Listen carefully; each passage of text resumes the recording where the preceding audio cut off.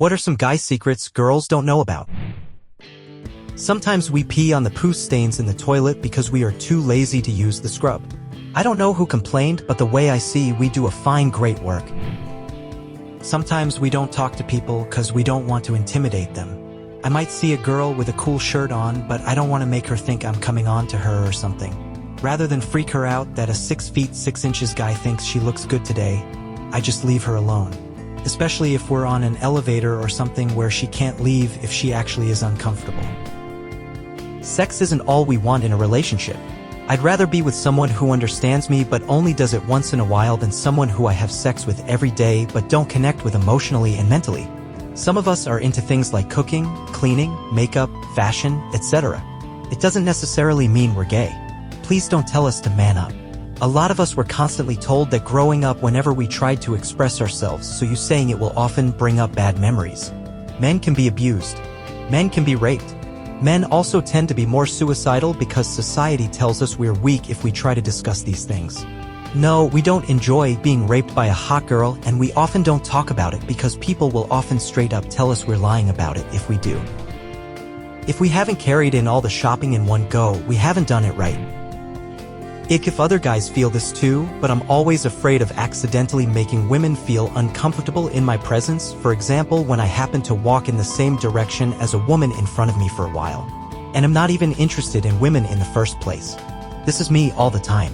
I'm brown, not small, and I live in a big city where women are on high alert all the time.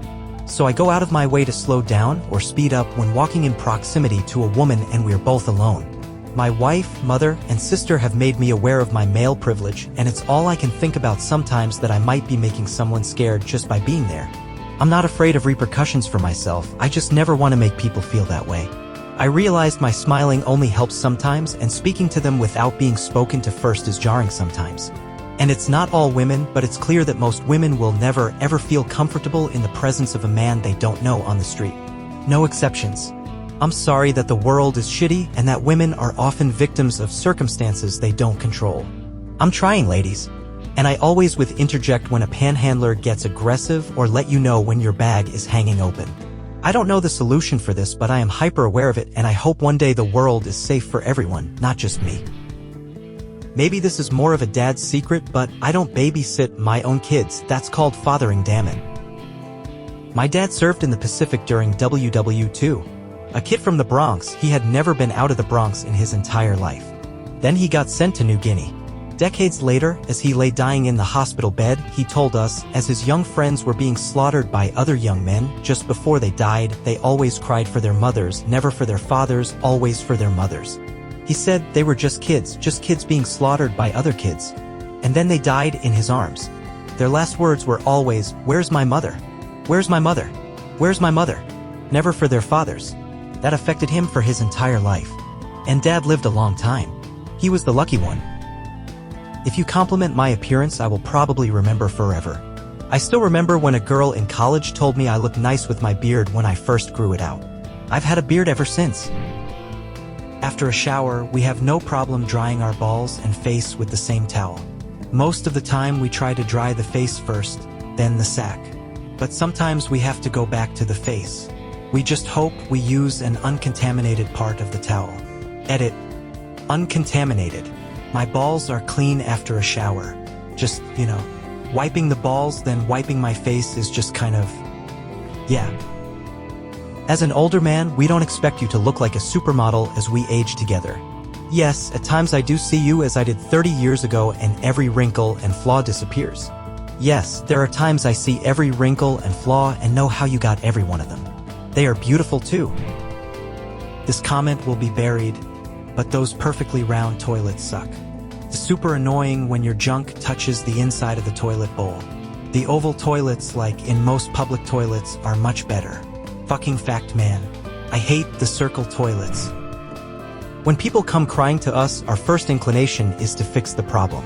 Since this is often not possible, lead with something along the lines of, "Can I vent for a minute?" Or anything that signals to us this is just a time for active listening rather than a problem-solving session. Otherwise, it's just awkward WTF is going on here? In our heads. Simply saying you need to cry tells us exactly what we need to do. When we want to be alone, it's not that we don't want to be around you, it's that we don't want to be around anyone for a bit. We don't get the hint. Saying, "I almost broke my neck in the driveway," is not the same as asking us to shovel it. In my mind, I'm thinking thanks for the heads up. I'll be careful. We really do think your hair is good. It looked good before and after you got a haircut. It looked good curly and it looked good straight. It looked good when you woke up and when you made it. As long as it's shaped like the hair we gave girls on stick figures when we were 5 years old, we think it looks good. The mental struggle we have to go through to not scratch around our groin in a public setting. It'll take 100% of my willpower to not do it. The itching can drive me insane, yet the euphoria from actually scratching it is so good. I often imagine this must be what it's like scratching a dog's ears. There is a reason why men's pants have deep pockets that are deep enough to reach balls Vegas. The nod. When you see a guy you don't know, or kind of know but don't really know well enough to talk to, walks by, you give a subtle nod of your head, which they return. I talked to my wife about it and she confirms that women do not do this, but that they sometimes smile instead. Edit, because it keeps coming up, some girls also give the nod. Typically, an up nod is for your friends and a down nod is for strangers or less than friends. This could subconsciously have to do with a baring or hiding of the throat. Thanks everyone for the comments.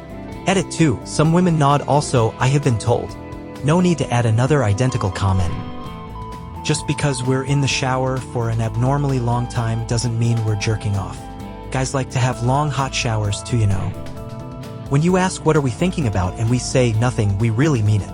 Never underestimate a guy's ability to not being thinking about stuff at all times. It took my girlfriend, now wife, years to accept this as truth. It is 100% accurate that I am often literally not thinking about anything. Adjusting your dick upwards towards your belly button when having a boner in public in order to hide it. Having a boner doesn't always mean you're turned on.